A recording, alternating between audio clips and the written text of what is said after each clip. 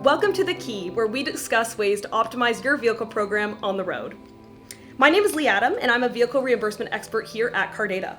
At The Key, we dive into the strategy behind company car programs. We discuss everything between day-to-day operations, spend optimization, and fair market benefits to ensure that you're using your vehicle program correctly for your company. That's The Key. Today, we're going to talk about a topic that's really crucial for growing businesses. It's ways to leverage reimbursement programs in order to streamline company growth and economic support. Today, we're going to dive into strategic decisions around vehicle program creation, car program creation, transitioning between programs, and how these factors can really be leveraged as economic drivers for businesses in 2024. Joining us today is a seasoned expert in vehicle reimbursement, someone who really understands the intricacies of vehicle programming and the industry itself. So welcome, Mike Levine, president of Cardata. Mike, it's a pleasure to have you today. Thank you. Thanks for having me. Yeah, we're really excited. So today's discussion really revolves around the critical decision-making processes that businesses face when structuring their reimbursement programs. There's a lot to choose from. There's a lot of decisions to make. It's not necessarily just about the numbers, right? It's about the people and finding the right fit for your company's growth trajectory. So Mike, you have no doubt had a very interesting career, particularly in the finance and the business space. So can you tell me a little bit about your career journey and why Cardata? Sure. So I started my career as a bit of an accountant by trade. I spent some time at BDO doing business valuation and sort of working a lot of transactions. Yeah. I was doing a lot of smaller transactions. So I took a leap into private equity and I spent some time at a small firm in Toronto. We were buying very small companies, many of which had lots of cars on the road. Yep. And what I ultimately decided was I loved spending time in small businesses. I loved solving problems. I worked a lot on the portfolio operations side and ultimately saw a whole slew of problems at lots of companies and wanted to try and find ways to make them more efficient. Having said that, I found that I was spread so thin with the amount of customers or companies I was working with. So really my desire was to find one company I really wanted to sink my teeth into, enjoy, and help build. And we found Cardata, and I think it's been a great opportunity. But it kind of all started with sort of buying small companies and portfolio operations and how to kind of improve them and take that and put that into one single company and all my blood, sweat, and tears into one entity. Yeah, that's an awesome history. And ultimately, you seem very passionate about customers and passionate about solutions. And since your time at Cardata, you spent a lot of time with customers, building custom solutions, finding the right fit for program, building custom technology, hearing that, applying that to how we build solutions. So what gets you the most excited about the vehicle reimbursement industry in general? That's a good question because it's a fairly niche industry. Yeah. But I think what gets me most excited is every customer has different problems, right? They're either coming from a different program. There's they've got different types of people. For sure. They got different use cases, whether it's a sales team, maybe it's like a construction company. So they all have very different needs. And typically, depending on how long it's been since you've looked at these programs, a lot of different things you have to unwind. Sometimes you're unwinding human emotion. Sometimes you're unwinding cost. Sometimes you're unwinding, pay and equity between different geographies. Or sometimes it's just like our mileage costs are out of control and we don't know why, right? So there's a lot of different. It's a fairly similar solution for every customer. Right. But the way you use it in your company is different. Whether it's a benefit, an incentive. Maybe it's just a cost saver. Right. It's a perk, could be anything, right? So a lot of different reasons companies are trying to do this, which has their own challenges, but is also its own excitement. Right. And then different ways they want to automate it, right? Like some companies want to automate it between their HRS systems. Some companies don't, right? So there's a lot of the technical element that gets a little bit creative as well, and then also like how are we actually structuring these programs? Yeah, there's definitely a lot to consider because, of course, no two companies are the same, and there's a lot of levers we can pull, and some things are more important, right, to certain organizations, whether, as you mentioned, there's a cost savings goal or there's an equity goal or something technological, as you mentioned. So that's an interesting point, and I think it's worth at this point, discussing, of course, what those levers are that we can pull in order to hit those targets. So, Many field team leaders in the space may understand that there are various programs for vehicle programming, whether it's a reimbursement model or a traditionally outdated model. Those outdated models predominantly focusing on non-use-based approaches, such as company cars, flat taxable allowances, unlimited fuel cards, for example. But there's also vehicle reimbursement, which, we're well versed in, right? Meaning cents per mile approaches with the IRS standard rate, tax-free car allowances, and fixed and variable rate being the most common. But there's a lot to choose from. So let's take a second and break it down. Tell me a little bit about the factors to consider when choosing a vehicle program type for a group of drivers. Yeah, there's a lot. I'd say the top ones for sure are how much are people driving. That's the most important. Right. So the business mileage in a year, I think, is very important. I would also say how much internal bandwidth you have to manage one of these programs is very important. And I guess how sensitive are your drivers to like putting in a lot of effort to get their mileage, right? Because there's like high effort, high comp where like you can actually follow the rules of the program and you can get tax reimbursement, or there's like, I don't want to do anything, I don't want to track my miles, I'm going to get paid, but it's going to be heavily taxed, right? So there's a bit of a balance. So I would say so kind of threefold, just to summarize, how much are they driving? Yeah. How much time do you want to put into managing your program? And then thirdly, it's what are your drivers going to be okay with doing and what's practical for their jobs. So those would be the three things I would recommend. Right. That's a good point, right? It's about what is practical for them as users, but then what's also practical as you as a company. Like how much time do you really want to spend from a day-to-day operations perspective managing a fleet, for example, right? Do you want to spend your time doing what your company does, selling or servicing your customers, or is it managing a fleet? Are your customers or your drivers rather able to take 3 hours out of their day to write down their mileage by hand, or are you going to automate that somehow or prioritize that element, or also prioritize providing a tax-free option for them? So that's a good thing to consider. Exactly. Now, what are the main differences that you see when you look at companies that are using these outdated approaches like, fleet and taxable allowances versus vehicle reimbursement approaches? What are some key differences there? Yeah, so taxable allowance is I would say like the least efficient. Many companies doing it don't know there's a better option. It's just sort of very simple and incredibly easy to manage. You're just going to pay someone on payroll X amount a month. It's going to be taxed. It's additional compensation.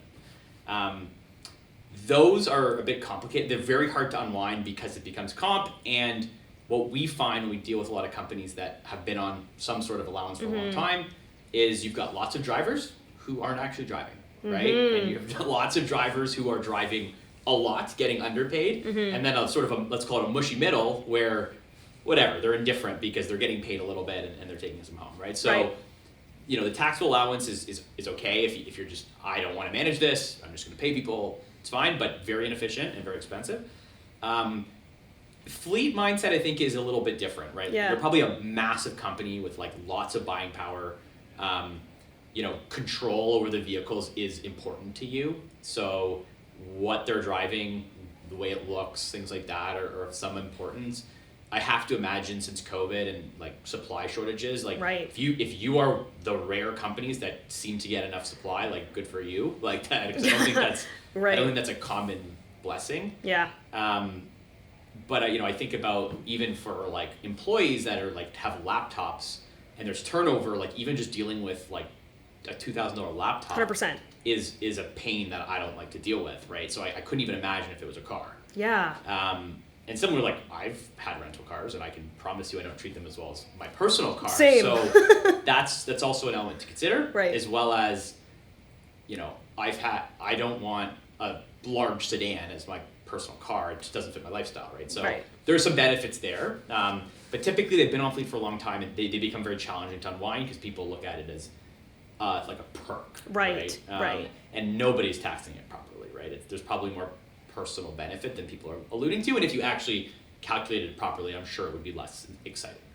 And then cents per mile, like I think it's good in some cases, it's bad in others. If you're driving if your company asks you to drive for work and you're not driving a lot, you're going to get underpaid because you still have a fixed component. And if you're driving on the far right of the bell curve, like you can buy a new car every year, which is obviously not the intent of the program. And some people just don't like that unpredictability. So, but it's got its perks. Again, it's super easy to maintain. And the IRS kind of gives you a rate. Usually, you don't have to pay it, but if you do, it's pretty easy to tell your employees why you're paying that rate. Right. IRS, like it's a simple way to look at it. Yeah, for sure. It seems like a lot of these old school programs either come from the perspective of this is simple to do, or there's a cultural element and here you go and you're welcome. Exactly. And it's a good way to look at it. Yeah. A layer of wanting to provide something that's really exciting for drivers, but also not wanting to make their lives challenging. And I think there's a lot of people out there who might not know that there are options out there that they can still provide to their drivers that make it exciting and make it fair, but adds like a use-based element there, right? Like something to actually justify use, to make sure that, as you mentioned, those people who maybe are in the middle mushy area aren't getting too much, but the people who are on the high end of the spectrum are getting what they need, right? They're not being shorted by the current program. So that's a good approach for sure. Now, Mike, let's examine some key points here. So let's talk about when businesses should really start to consider changing between programs.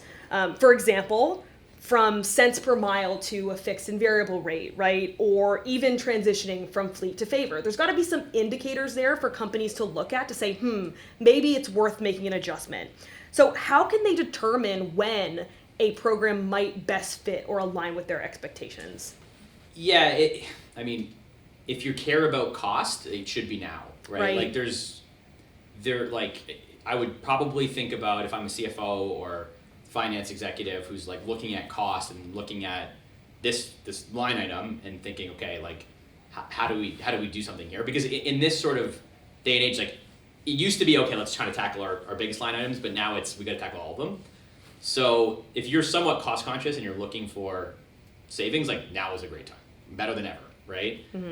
If you're in fleet and you can't get vehicles, or you've got high employee turnover, or you're going through layoffs and you've got tons of vehicles sitting on the lot, obviously a great time to start thinking about getting out of it, right? We've seen examples where, in fleet, there's been sort of a pretty catastrophic accident, sadly, for an employee, and there's been a company liability aspect, and we've seen, okay, like this is it, we're not going to carry assets anymore. So there's really a lot of different things. And sometimes it might just be, hey, we don't feel like we're getting paid fairly. Johnny is making way more than me doing the same job, and it's because it's sort of like allowance tiers that just get really unruly. Or Johnny's making the same amount as me, but I live in a higher paying, like a more expensive city. Why? That doesn't make sense, right? So there's usually like sort of signals of change. Could be driver noise. It could be just fleet doesn't work for me anymore, or it could just be like, where can I save money, right? And this is not a difficult thing to do. It's not rocket science. Right. It's just like tax efficient in a way. Yeah, such a good point, right? I think a lot of people continue to see their company car program as a necessary evil, but it doesn't have to be, right? As you mentioned, like there are ways to leverage this to be strategically beneficial for the company, to help you with growth, to help you with retention, to help your people be happy, but at the same time, to find those tax efficiencies as you're mentioning, to make sure that everybody's winning here. Yeah, and it doesn't have to be like purely cost saving. I think people kind of look at favor and these reimbursement programs as like, oh, it's going to be so bad for me. But it's like, you can pay whatever you want, right? It's on you, right? Yeah. As long as we tax it correctly, there's obviously upper limits, but like we can pay people pretty handsomely for being on these programs. It's certainly your choice. You can pass on savings to the driver. We've got customers that want to give the savings to drivers. We've got customers that want to pocket it themselves. So like you can build a pretty rich program, all right? So it's not just how do we save money everywhere, right? Sometimes it's, look, we know we're paying a lot in fleet. We're fine with that. It's just a headache. Let's go pay a lot in a reimbursement model, right? So it again, going back to the first question, like there's a lot of different types of customers out there that are trying to solve different problems, right? And the solution looks the same but different in a way, right? So. Yeah, I love that. Such a good perspective. So flexible, and I think finding a partner that makes it easy for you to vocalize your goals and your KPIs and those indicators and allow them to help you build that. I think that's a really great call out. And it's a perfect transition as well, because the interesting aspect here that we've kind of alluded to is the cultural element with these shifts, right? So for instance, is there historically, or has there historically been a need to have company cars because that's what people want and that's what they've had for 10 years straight. And so people are a little uneasy, right? So how do businesses factor in this cultural element and how do you suggest that they approach these types of conversations? It's a good question. It's harder said than done, obviously, right? Mm-hmm. But ultimately, there's lots of things you can do, right? You can pay them a rich rate, right? You can say, look, we understand this is a problem, right? Or we understand we're taking away a benefit. Sometimes it's maybe if someone in like someone coming out of school, it's their first job, and here's a car, right? Yeah. And it's really exciting, and they feel like a big shot, right? So there's a lot of emotion there. But if you can get them $1,000 tax free, pretty good, right? You can lease a car and be ahead, right? So I think you have to explain how it's going to be better for them and why it's going to be better and why we're making the decision. And transparency is key, and making sure they feel like they're not taken advantage of. That's the most important thing, and I think any program is how do you make sure the employees feel like they're not being taken advantage of, and most comp decisions are based around that. Right. So I think that's important. Transparency is key. I've certainly had conversations with customers, and I'm like, why don't you just look? This is a long-term play. Yeah. Why don't you just sell them the car, right? Yeah. You guys have built the equity, right? If you're ever doing a lease buyback, there's some pretty good deals because someone else has paid for the worst part of the appreciation. So there's some pretty good buyback. So could you help them buy their car, right? Say, hey, we're going to help you, or we're going to give you a major rate or discount, or we're going to just say, hey, you can capitalize on the buyback, right? There's still lots of things. The sky's the limit, totally. Right? As long as they feel and they may say no, you know what, thank you. I want a whatever Land Rover, whatever the car of course, is, right? whatever they want. And but as long as they feel like they're not being taken advantage of, I think certainly the element of tracking miles is annoying to some people. But first of all, every app on your phone is tracking you, so I think people sort of have to get over that at a certain point. And if you go to any vendor in this space, they're offering doing the same thing. It's just normal now, unfortunately, it's just a normal course of business. Right. And you could still do pen and paper if you want, but it's just inefficient. So that's just another element to consider. For sure. And also there are ways to, I think there's an element of framing here, right? Because having a technological solution that enables you to capture mileage efficiently and that doesn't make it painful and that has it seamlessly integrated into your daily activity in which you can, see what your payment's going to look like at the end of the month, and you're like, oh, this is my beautiful tax-free payment that I'm going to receive, and here are my mileage. I think making that really clear to drivers and showing them how easy it is, and also showing them how clear the benefit is a really great way of creating true relationships, solid relationships, and a feeling of satisfaction with drivers, right? 100%. Because you also mentioned, right, in this transition planning time period, people are scared. People don't want to see a reduction. And so one thing I know that you've mentioned and we've seen as well is, ultimately there's something to be said about transparency to drivers and showing hey, you know what?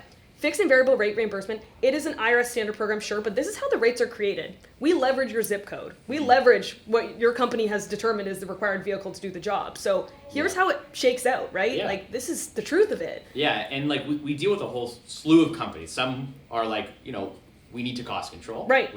Low margin businesses, and some are higher margin businesses that are the rates are insane sometimes. They're really high, right? And I would much rather be there than in a fleet car, right? Right.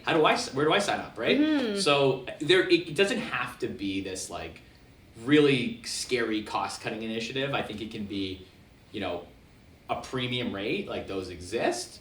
There are some tax implications if you do that, but tax is often looked at as scary.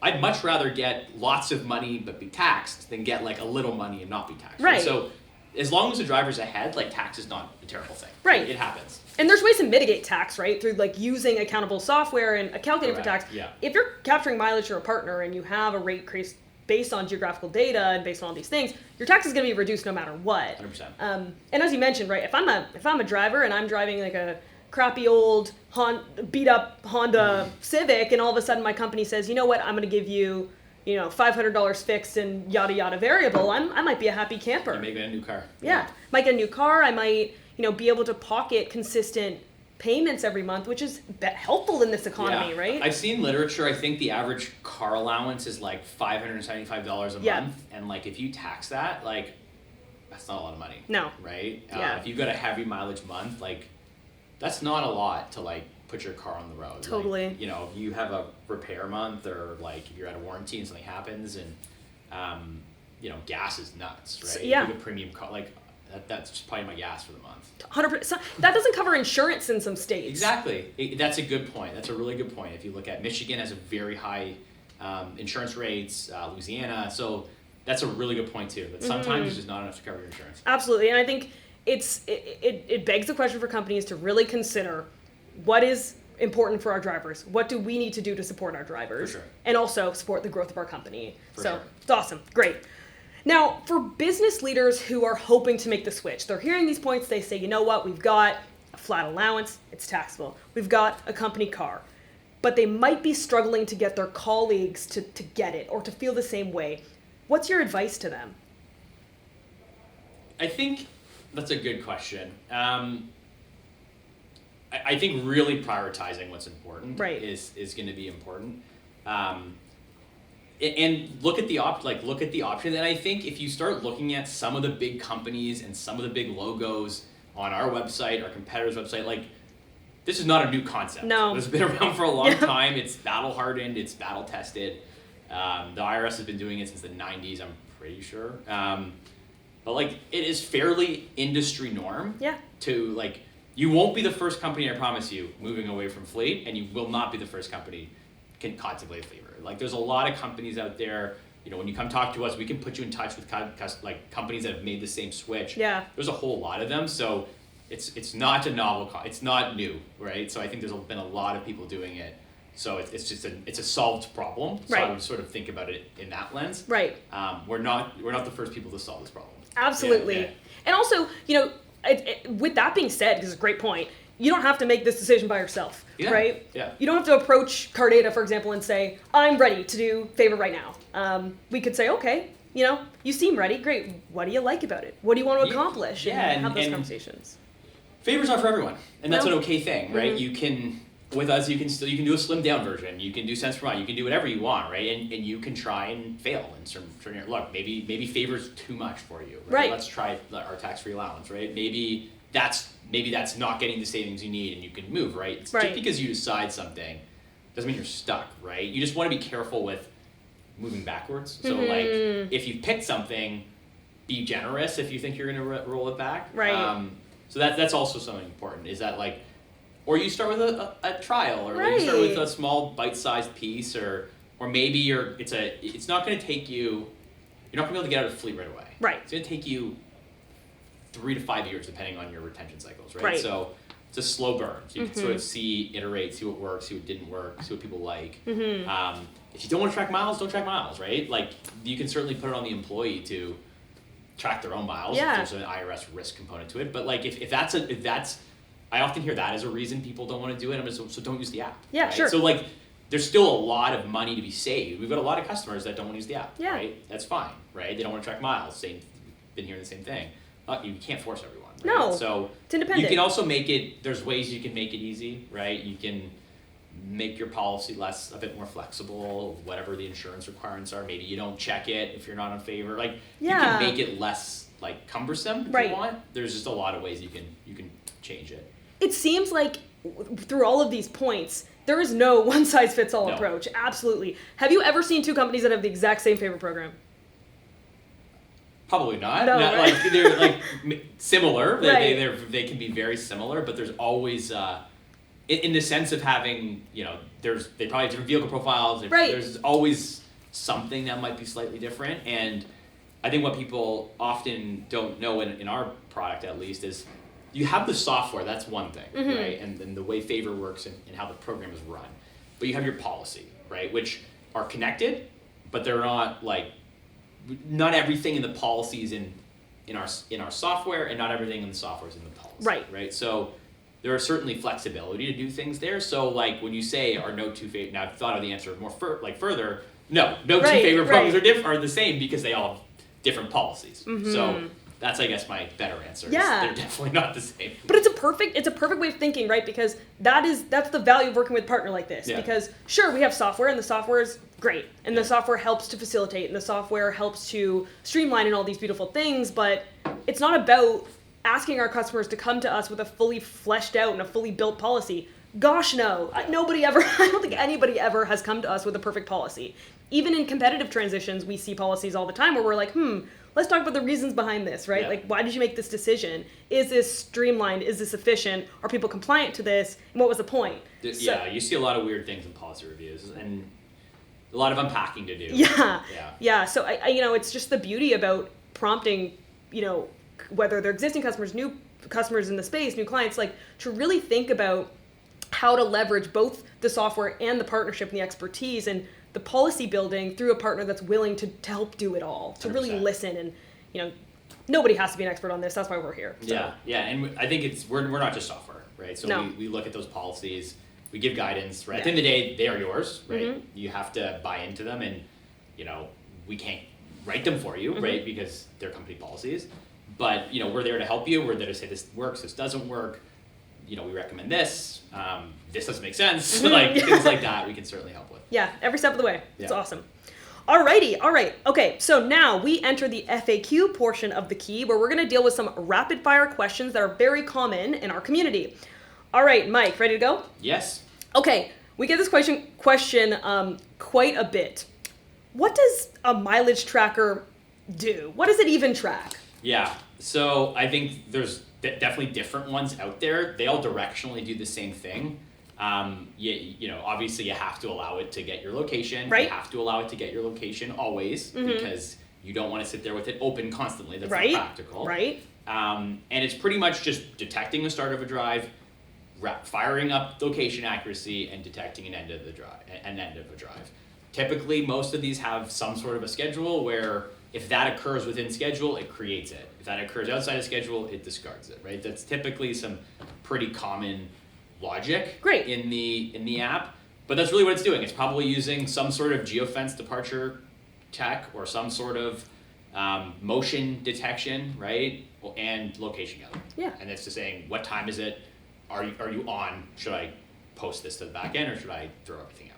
Yeah, sounds like you drive, captures your miles, you get paid for it. Correct. Pretty simple. Nice. I think that's helpful for people to understand, what information is being captured. And of course, it's important to understand how, what the distance of your drive was when you were driving to make sure you're paid accurately there in the geographical space that you are supposed to be Yeah, paid. and it's important. People want to get paid for the route they take, right? Right. Like, is there logic to just let them put in their end and their, like, the beginning and the end? Right. But, like, every single software or Google, or they'll all give you the optimal route, but living in Toronto, you rarely take the optimal route. True. Right? So there is an element of it needs to get the breadcrumbs. Absolutely, right? If I have to go around a big accident and I have to take an extra 5 miles, I'd like to be paid for those 5 miles. Exactly. Cool. All right, next question.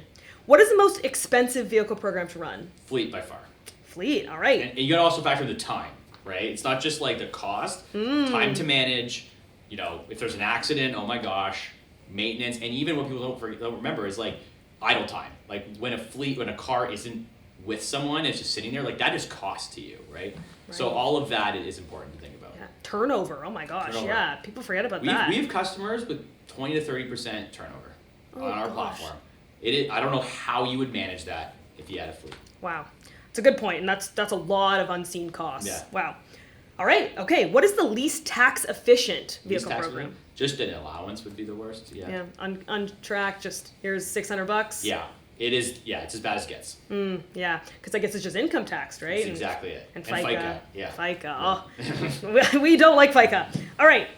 Now, finally, who makes the rules for all these vehicle programs? Who's the one telling us what is and isn't IRS. tax efficient? Oh, IRS. And they publish an update every year. Not a lot changes, just usually the IRS rate, the maximum price of a car you can reimburse for.